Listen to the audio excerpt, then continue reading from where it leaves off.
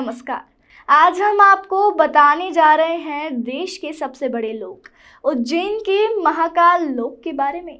यह करीब 900 मीटर लंबा है और 20 हेक्टेयर में फैला है। उज्जैन के महाकाल लोक परिसर में करीब 200 छोटी बड़ी मूर्तियां स्थापित की गई है। शिव के लोक में 108 आकर्षक कीर्ति स्तंभ लगाए गए हैं। इन 108 खंभों में शिव के कई आनंद नृत्य करती प्रतिमाएं उकेरी गई हैं। महाकाल लोक का पूरा परिसर करीब 720 करोड़ रुपए की लागत से बनाया जाएगा। पहले चरण में लगभग 336 करोड़ रुपए खर्च किए गए हैं।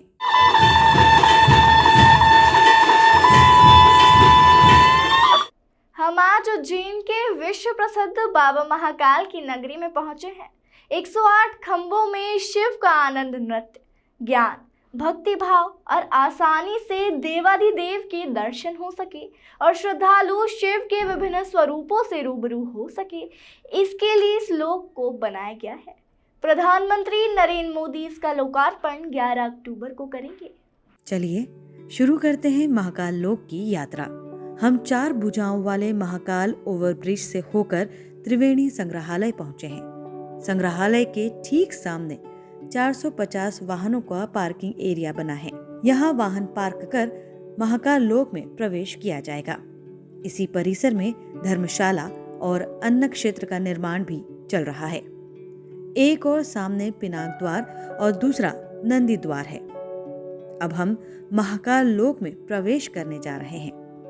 प्रवेश द्वार पर 8 बड़े स्तंभ पर 4 विशाल नंदी द्वार पर बैठे हैं। द्वार के बाहरी हिस्से में श्री गणेश के दर्शन, महामृत्युंजय मंत्र और विशाल महाकाल का शिवलिंग बनाया गया है। हमारी परंपरा में गणेश वंदना से ही हर शुभ कार्य की शुरुआत की जाती है। प्रवेश द्वार पर विशाल नंदी प्रतिमाएं आकर्षक है। इन्हें निहारते हुए हम महाकाल लोक में प्रवेश कर रहे हैं। अब हम 900 मीटर लंबे कॉरिडोर के पहले हिस्से में आ गए हैं। दाहिनी ओर कमलताल, शिव स्तंभ, सप्तऋषि परिसर, पब्लिक प्लाजा, नवग्रह परिसर हमें बांध रहे हैं। कुछ सुस्ताते हुए कमलताल में 25 फीट ऊंची शिव की प्रतिमाएं, फव्वारे, हरियाली लालायित कर रही है कि हम आगे बढ़े। मंदिर समिति के कियोस्क काउंटर से शीघ्र दर्शन और अनुष्ठान आदि के टिकट श्रद्धालुओं को मिलेंगे।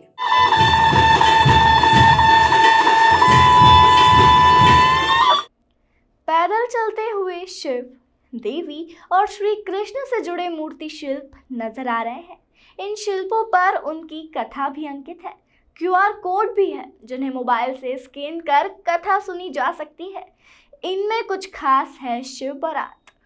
इस मूर्ति शिल्प को देखकर हम कल्पना कर रहे हैं कैसी रही होगी शिव की बारात। परिसर में ही भगवान और असुरों के समुद्र मंथन के दौरान निकले हलाहल का पान करते महादेव की मूर्तियां आकर्षक दिखाई दे रही है। एक शिल्प में कैलाश पर्वत को रावण ने उठा रखा है। कैलाश पर शिव परिवार भी विराजित है। यह कथा भी शिल्प के नीचे अंकित है। एक शिल्प में देवी की नृत्य मुद्रा है। एक एक मूर्ति शिल्प को निहारते हुए हम उसकी कथा पढ़कर अपना ज्ञान वर्धन कर रहे हैं। सप्तऋषि परिसर में ऋषियों की विशाल प्रतिमाओं के दर्शन के साथ उनके बारे में प्रामाणिक जानकारी भी दी गई है। चाय पान की व्यवस्था पब्लिक प्लाजा में है। चाय की चुस्की लेते हुए त्रिपुरासुर वध का यह विशाल मूर्ति शिल्प देख सकते हैं। रथ पर सवार शिव त्रिपुरासुर का वध कर रहे हैं। इसी हिस्से में शिव, गणेश, कार्तिकेय और देवी पार्वती के अन्य मूर्ति शिल्प है। उनकी कथाएं अंकित है। यहीं पर परिसर का दूसरा गेट, पीला गेट बनाया गया है। स्पिनर गेट से प्रवेश करने पर सबसे पहले माता पार्वती अपनी गोद में गणेश जी को लिए और पास में कार्तिकेय जी खड़े दिखाई देंगे। सीधे हाथ पर नवग्रह परिसर बनाया गया है जिसमें भगवान शनि कई घोड़े वाले रथ पर सवार है। उनके सामने शनि के ग्रहों को स्थापित किया गया है। पिनाक द्वार उनके लिए है जो त्रिवेणी संग्रहालय नहीं जाते हुए सीधे मंदिर में जाना चाहते हैं। इसी द्वार के पास पौराणिक रुद्र सागर का घाट है। सफाई के बाद छोटी झील का नजारा रमणीय और आकर्षक हो गया है। यहाँ से रुद्र सागर में light and sound show, laser show और वाटर कर्टन शो दिखाए जाएंगे।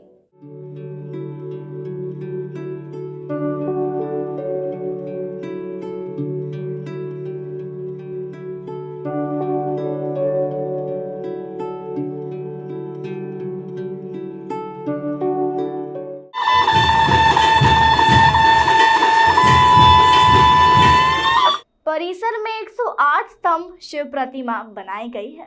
बताया जाता है कि शिव ने क्रोध में तांडव ही नहीं किया था, उन्होंने कई बार आनंद में भी नृत्य किया है। आनंद नृत्य की शिव की 108 मुद्राएं इन स्तंभों पर चारों ओर उकेरी गई है। इन स्तंभों से सुमधुर शिव स्रोतों की गूंज और संगीत आनंदित कर रहा है। इन्हीं पर सीसीटीवी कैमरे भी लगाए गए हैं जो निगरानी कर रहे हैं।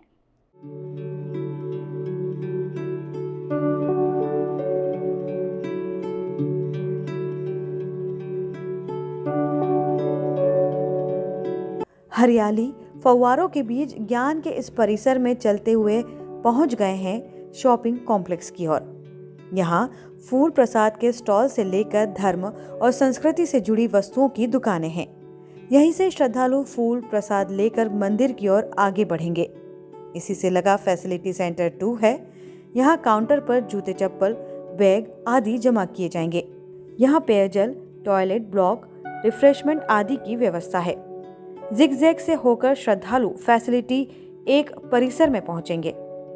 यहाँ से कतार आगे बढ़ते हुए मुख्य मंदिर की ओर जाएगी। कार्तिकेय से गणेश मंडपम होकर बाबा महाकाल के दक्षिण मुखी शिवलिंग के सामने से दर्शन होंगे। देश का पहला नाइट गार्डन नीलकंठ की ध्यान मुद्रा निर्गम द्वार से बाहर आ गए हैं। महाकाल लोक का तीसरा हिस्सा हमारे सामने है। यहाँ भी विशाल मूर्ति शिल्प और उनकी कथाएं हम जान रहे हैं। यही देश का पहला नाइट गार्डन है।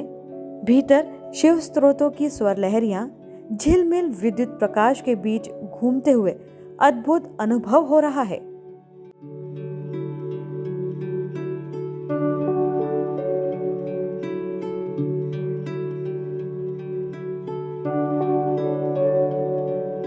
गोलाकार नाइट गार्डन के बीच शिव की विशाल ध्यान मग्न प्रतिमा है। सामने के हिस्से में नीलकंठ परिसर है। इस स्टेप गार्डन में बहता पानी, शिव स्त्रोतों के स्वर हमें ठहरने को विवश कर रहे हैं। और अब लौटते हुए शिखर दर्शन। परिसर से फिर महाकाल मंदिर के स्वर्णिम आभा से दमकते शिखर के दर्शन कर अपनी महाकाल यात्रा से वापसी करेंगे। फैसिलिटी सेंटर 2 से अपने जूते चप्पल और सामान लेकर वापस पार्किंग की ओर श्रद्धालु निकल सकेंगे। महाकाल लोक की सांझ अब नया आकर्षण है। करीब 20 एकड़ में फैले मंदिर परिसर के इस महाकाल लोक को ऐसे विद्युत सज्जा से संवारा गया है कि सांझ झुकते ही स्वर्णिम आभा से दमकने लगता है।